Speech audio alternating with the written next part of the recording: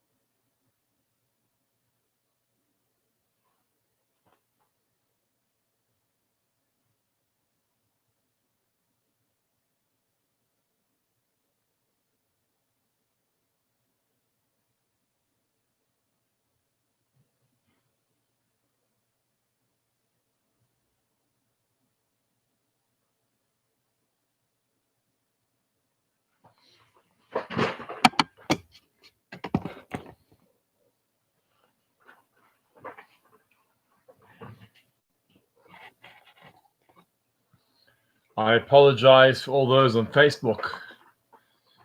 Looks like we got logged out of the first window. I see those of you on YouTube. Thank you for joining us. We'll just wait for the Facebookers to get back in.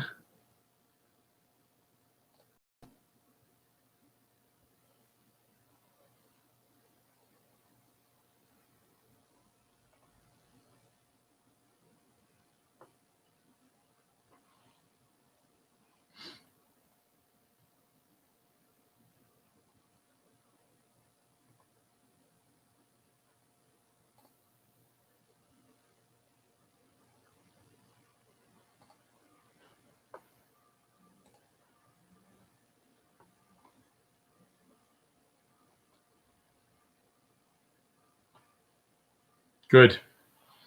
Okay, welcome back, guys, for another session of learning today. I see people are logging on Facebook and YouTube.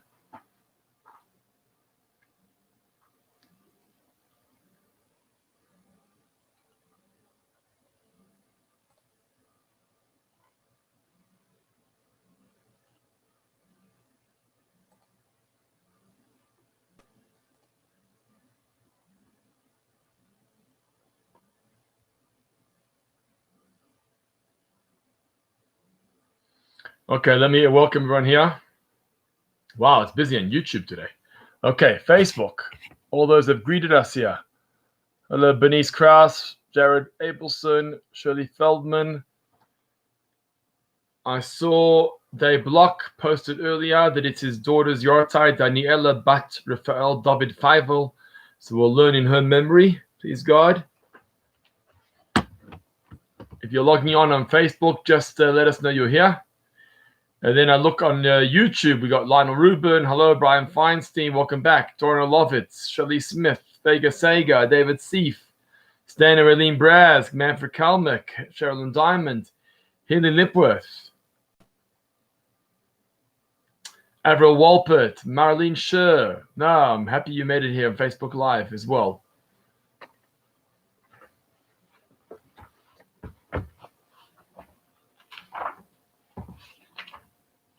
Brian Owen, Boker Tov. Okay, so if you're just logging on now, let us know you're here. We'd love to welcome you personally. Alina Udolovitz, good morning. Boker Tov. Dave Block, yes, your daughter, Daniela Bat Rafael David Feivel, whose Yortat is today. We have her in mind. May our learning be of assistance to her neshama and its aliyah, its spiritual elevation today.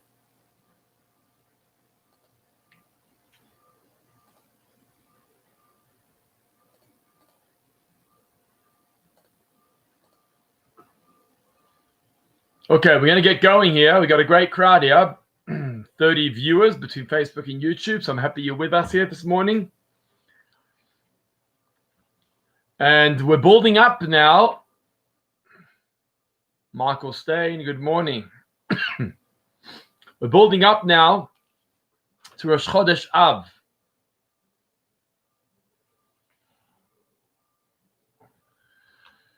We're building up to Rosh Chodesh Av this week. And this coming Shabbos is going to be Shabbos before Tisha B'Av.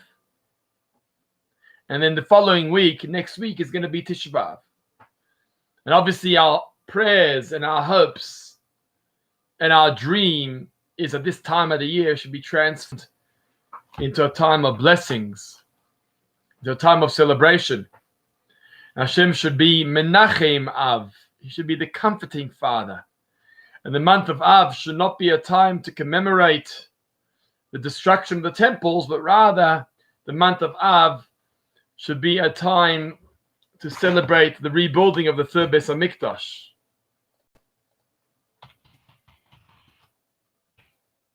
Morning, Jaime and Linda Drew on Facebook. On YouTube, David Seif. Rita's father's yard site. Gershon Meir Ben Tzvi Hirsch. Yes, we dedicate our learning for sure to her. Robert Levy, good morning. Maureen, good morning. So as we build up to the month of Av and this week's Parsha, as well as Tisha B'Av, I'd like to give some insight as we get closer to these important dates in our calendar.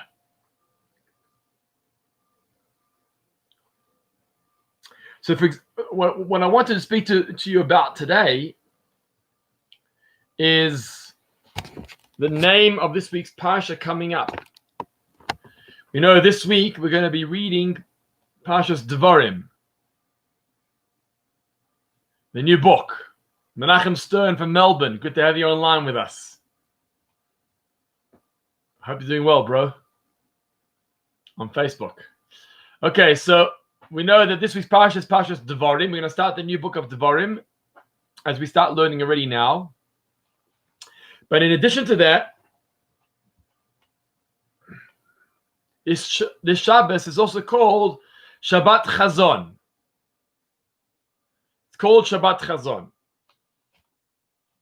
Why is it Shabbat Chazon? Well, the simple meaning is that Chazon is a vision. And the Haftarah talks about a vision. Chazon Yeshayahu. The vision of Isaiah. The vision of Yeshayahu Hanavi. The Haftarah this week continues the theme that we've been focusing on for the last 2 weeks. And that is the prophets of Israel who would rebuke and warn the nation of Israel what would happen if they don't follow in God's ways.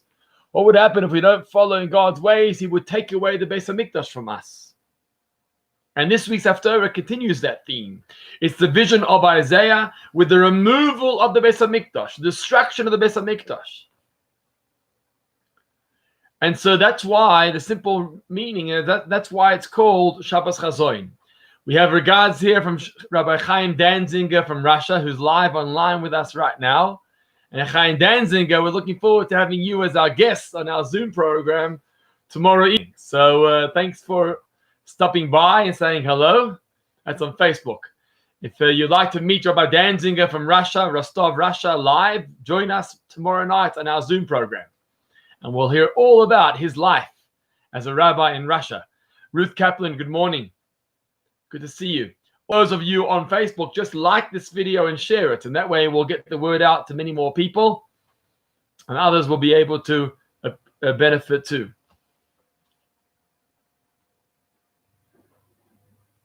But there's another reason why this week is called Shabbos Chazon.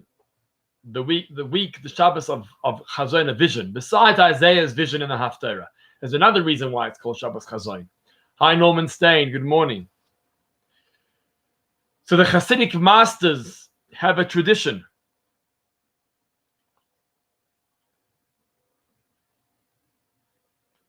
The Hasidic masters have a tradition that on this Shabbos, every single person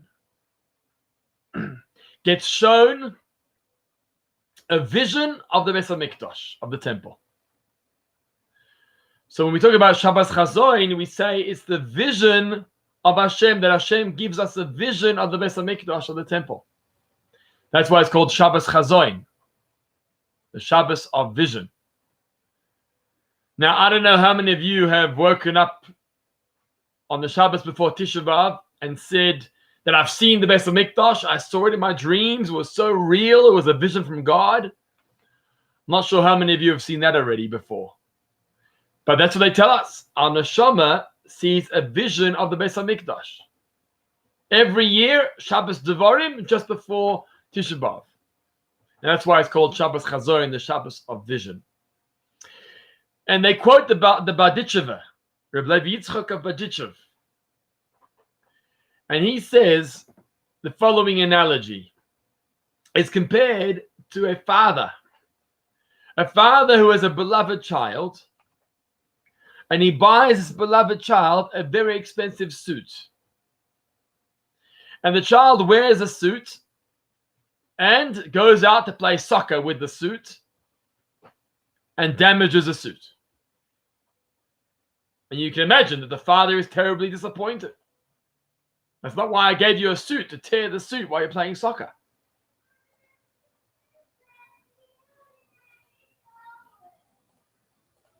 And then he gives him another suit. And with the second suit, again, this thing. He wears a suit, he goes out to play soccer, and he tears the suit. He's ruined the second one now. And then he gives him a third suit. And this suit, he doesn't give him straight away. This suit, he holds on to. Menachem, my brother on Facebook, nobody here knows what Aussie rules football is. Nobody here knows. So that's why I use the analogy of soccer. Had I been speaking to an Australian group of people, I would have said Aussie rules football. Here in South Africa, we're big soccer fans. So with the third suit, he doesn't give him the suit. With the third suit, he holds on to the suit. And he says to the child, you want this suit? You want this third suit? If you behave yourself and you behave properly, I'll give you the suit. And the father holds on to the suit and from time to time shows the child the suit and says, if you behave, you'll get this suit. And that the Berditchever says is an analogy for what takes place with the temples as well. Mandy, we know football, Rabbi. Okay, good to know. Good to know. South Africans know Aussie rules football. All right, that'll be the day. We start an Aussie rules football league here in South Africa. Can you imagine? So says the Berditchever, the same thing happened. God gave us the first temple, and what happens? We abused it, and we destroyed it. We lost it to the Babylonians. He gave us a second temple, and what happened? We abused it, we lost it to the Romans. Comes along the third temple, and now God doesn't give it to us so simply. It's now been over 1,900 years of exile.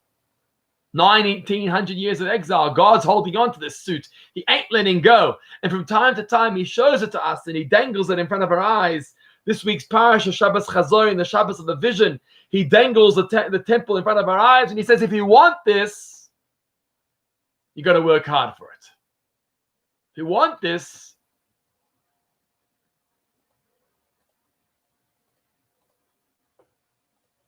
you got to earn it.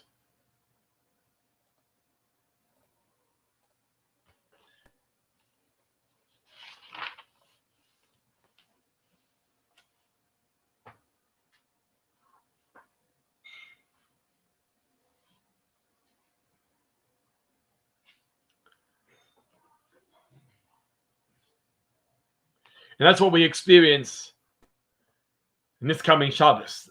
A vision of the Beis HaMikdash, which hopefully gets us back on track. Hopefully pulls us on the right track and says, here, this is the right track you're supposed to be on. If you behave on this way, on this path, you'll merit to that third temple, the third Beis HaMikdash. Now, I want to highlight something about the wording of the Berditchever. The Berditchever, Levi Yitzchak Berditchev, says a very interesting terminology. He says, we show it to you, Marin, we show it to you, or they show it to you, meaning God. God shows you the vision. And then he emphasizes Meirachok. Meirachok means from far. God shows it to you, but it's from far. And seemingly these two words, he shows it to you, but it's far, is contradictory. Because we know when you're shown something, it's very close. When something's so distant, you don't see it. You're not seeing it properly. The rabbis say you can't compare seeing to hearing. Why? Because when you see something, it's so clear in your eyes. It's validated. It's clear. When you hear about something, you're not so sure. As the phrase goes, Eino dome re'iyah l'shmiya. You can't compare hearing to seeing. It's two different things. When you see something, it's clear. When you hear about something, it's unclear. That's the reason why the halacha says that an aid, a witness that saw something, can't be a dayan, he can't be a judge. Why can't a witness be a judge? Is because if you witness something, no one's going to convince you out of it. If you saw something, no one's going to convince you out of it. So you can't be a fair judge because you're not objective. So ein aid nasa dayan. The dayan, the judge, has never seen it happen before. He's never seen the act. He needs to hear the information from different parties who are delivering information to him. But the witness who's seen it is so convinced about what he saw, he can't be an objective judge. Ein aid nasa dayan. The judge, the witness cannot become a judge. So why do I mention that? I mention that because sight is so clear. Hearing is not so clear, but sight is very clear.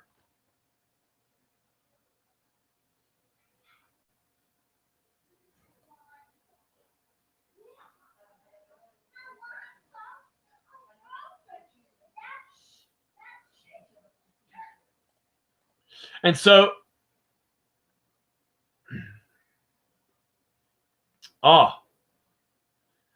good. So Brian says, seeing and hearing needs internalization.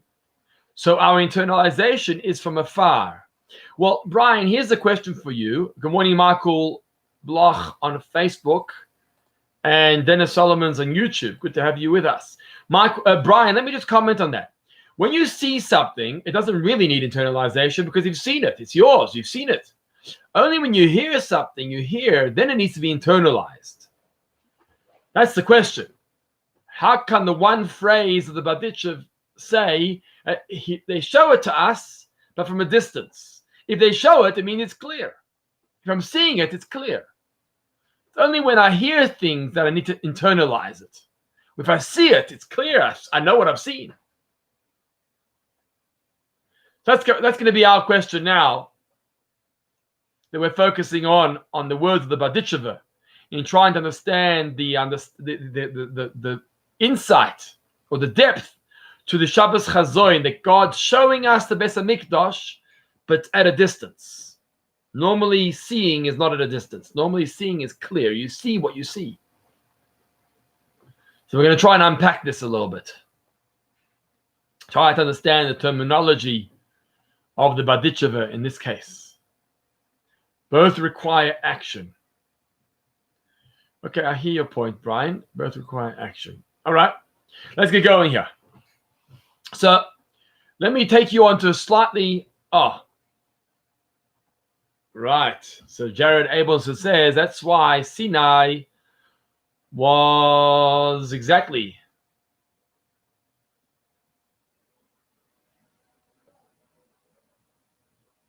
Bnei Israel heard what they saw and saw what they heard. Right. The two worlds merged together.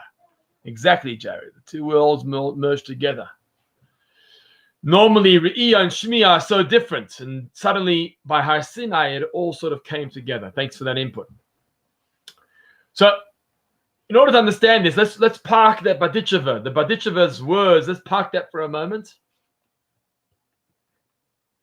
And let's just unpack another question. A question regarding the third Beis Hamikdash. Okay? A question regarding the third Beis Hamikdash. Where is the third temple going to come from? Who is going to build the third Beis Hamikdash? Let's discuss that for a little bit. And then we'll come back to the wording of the Berditchever. So there are conflicting sources about where the third Beis Hamikdash is going to come from. One source says, the Zohar, is that the third Beis Hamikdash is going to be built by God. Hashem is going to build the Beis Hamikdash. And it's going to descend down into our world. The Rambam Maimonides, on the other hand, he says that the Beis Hamikdash is going to be built by Mashiach himself. On behalf of the Jewish people, on behalf of Am Yisrael, he's going to build it. And he brings a verse that says, V'asoli mikdash, and you should make for me a temple. The third Beis Hamikdash has to be built by man, by the Jewish people. And Mashiach represents the Jewish people. So we got a contradiction here. Some sources, the Zohar says God, and some sources say that's man. Which one is it going to be?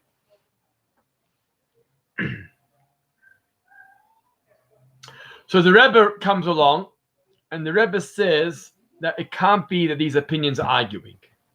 We need to reconcile these different opinions. We need to reconcile these sources regarding the third Beis Hamikdash and come up with an answer that somehow juggles the two opinions. And there's another number of answers given to try and reconcile these two sources. Reason number one, or explanation number one, is that we are going to build, Mashiach and the Jewish people are going to build a physical structure down here below in this world. We're going to build the Beis Hamikdash.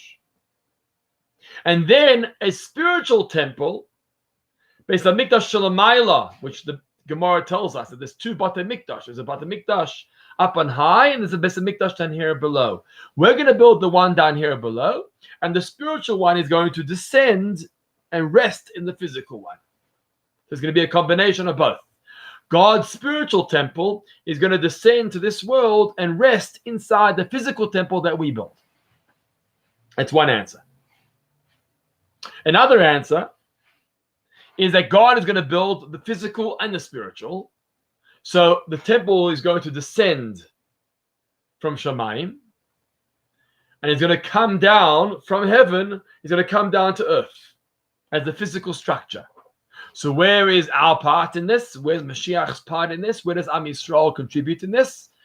So the answer is that the doors of the temple actually sank into the ground upon destruction. And these same doors of the original temple that sank into the ground, these doors are going to come up again. They're going to rise from the ground. And we are going to attach the doors onto the godly structure. So that's our role that we play. We play the role of putting the doors on. You know, when you put the doors onto a home, you finish the home. So God's going to build the Beis Hamikdash, and we're going to attach the doors. So I gave you two answers. There are other answers that are given too. One answer is that through our actions, God builds the Beis Hamikdash. So we are doing the mitzvahs, and He's building the Beis Hamikdash. Different answers, but the bottom line is what we need to reconcile is that they're both right.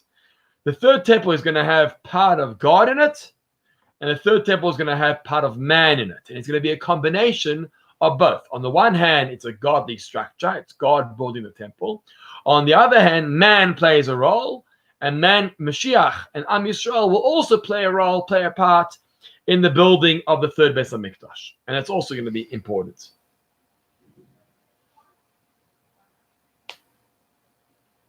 Why are both aspects necessary?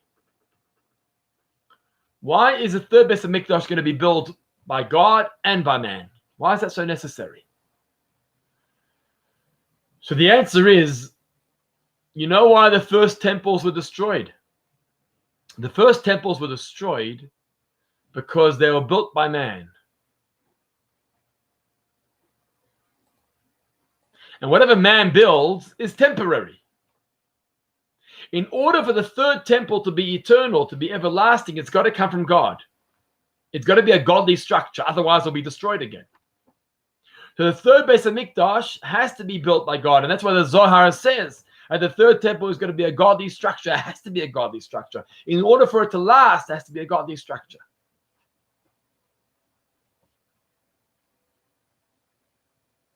On the other hand, however, just having a godly structure, as we know too well, just having a godly structure land down into this world doesn't change the world whatsoever. Divine inspiration alone is not suffice. The Beis is not sufficient. The Beis HaMikdash coming down to this world without changing the world itself means nothing. Won't last either. So how do we permeate the godly building, the godly structure? How do we permeate? How do we bring down the godly structure into this world? We've got to have man playing an important part. Man, meaning Mashiach, the Am Yisrael, the Jewish people, have to play a part as well in the construction of the Mishkan, of the Beis HaMikdash. And then we have best of both worlds. Then we have, on the one hand, it's a godly structure. On the one hand, it's a godly structure because God created it. God created the temple. The temple's coming from Shemayim, from heaven. And therefore it's going to last forever because the first two temples were limited because they were man-made. But this is God-made, and therefore it's going to last a lot longer, for sure. On the other hand, man has to play a role. It's like the Kohanim. We know that we've discussed this before. The Kohanim had on the Mizbeach, on the altar, they had a fire there. There was an ongoing fire from Hashem. It's like the Ner Tamid that we have inside the shuls, that candle that flickers eternally all the time. That represents that fire, the flame that rested on the altar the entire day. But that being said, the Kohanim also lit their own fire. So the Kohanim lit their own fire, and God had a fire there. Why is it so necessary? Because you need to have both. On the one hand, you have God doing what he needs to do for us, and that makes the altar godly and makes the temple godly. On the other hand, the Kohanim have to play their role. They have to do their avodah, their service. And so when it comes to the building of the Beis HaMikdash, we have to do our part, according to whichever opinion that is, either building the Beis HaMikdash or attaching the doors, whatever the case may be. We've got to play our part as well in the construction of the Mishkan. Now, with that, we're going to understand more about the, Brian writes here, our avodah, spiritual component, Hashem and man cannot be separated. Otherwise, our avodah, we avodah zorah chas v'sholom. Okay, but the point, Brian, that we're saying here is, no, I don't mean to separate the two. What I mean to say is that God puts in and we put in. It's going to be a combination of both. We can't just have godly inspiration alone. It's going to be man playing a part. We also can't have man on his own because then we'll lose his third temple as well. So we want to have a combination of God designing the temple, but us playing whatever part we can in the construction of that temple. Now, with that introduction, we'll be able to answer the Barditchev. The Barditcheva's line, the Barditchev who says that we are shown a vision of the temple merachok, from far. But I'm going to ask you to come back online tomorrow, because I'd like to conclude this discussion tomorrow, to come back to the words of the Barditcheva and understand what happens this Shabbos. Now, this Shabbos we're saying, and we're getting a vision, but the vision is from a distance. So in order to understand that, we're going to try and unpack this further of what the Barditcheva meant about this vision from far. So I wanted to come back tomorrow, please God, 10:30 a.m. tomorrow morning, and we'll continue this conversation about Shabbos Chazoin. In the meantime, it's been wonderful having you all here. We've unpacked a little bit about what Shabbos Chazoin means. We've spoken about the Barditcheva's analogy that he used about the suit for the child. We spoke about the combination of man and God creating the third temple. which, please God, will be an eternal temple. And more to come on this topic tomorrow morning, 10:30 a.m. Thank you all for joining us. I wish you a happy day ahead, a healthy day ahead. Keep safe, keep sane, and keep spiritual. And Shavua Tov.